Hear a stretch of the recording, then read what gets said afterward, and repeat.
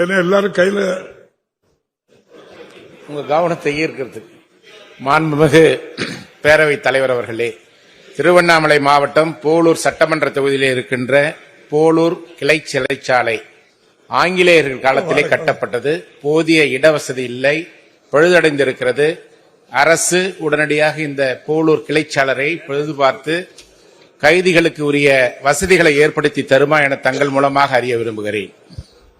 இல்ல, கருப்பு பட்டம் கட்டவுடனே எல்லாருக்குமா ஒன்று போல பிபி கூட்டிட்டு அமைச்சர் அவர்கள் அதை பத்தி நான் சொல்லிடுறேன். மாண்புமிகு பேரவைத் தலைவர் அவர்களே, சிறைகளிலே இருக்கக்கூடிய சிறைவாசிகளுக்கு ஒரு அடையாளம் கொடுப்பார்கள்.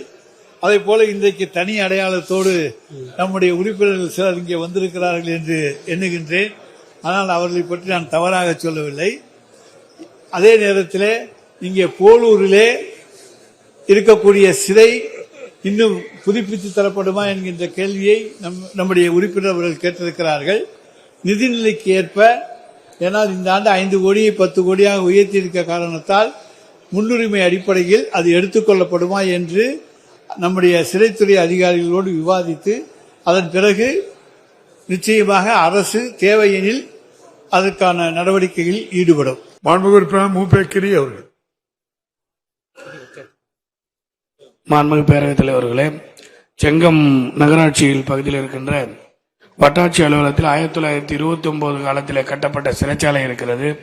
அந்த கிளை சிறைச்சாலை இப்போது தற்போது ஒருங்கிணைந்த நீதிமன்றம் செங்கம் நகராட்சியை ஒட்டி புறவழி சாலை அமைய இருக்கின்ற இடத்தில் புதிதாக கட்டப்பட்டு விட்டது.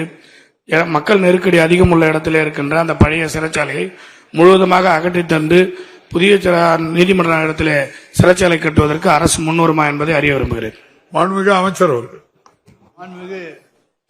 மாண்புமிகு பேரவைத் தலைவர் அவர்களே, புதிய சிறைச்சாலைகள் கட்டுகின்ற எண்ணம் எதுவும் தற்போதைக்கு இன்றைய சூழ்நிலையிலே அரசுக்கு கிடையாது. அதே நேரத்திலே மாவட்ட சிறைச்சாலைகளை எல்லாம் விரிவுபடுத்தி அங்கு அதிகமான வசதிகளோடு அங்கே இருக்கக்கூடிய சிறைவாசிகளுக்கு எல்லா விதமான அடிப்படை வசதிகளையும் செய்து தர வேண்டும் என்று மாண்புமிகு தமிழ்நாடு முதலமைச்சர் அவர்கள் உத்தரவிட்டிருக்கின்றார்கள்.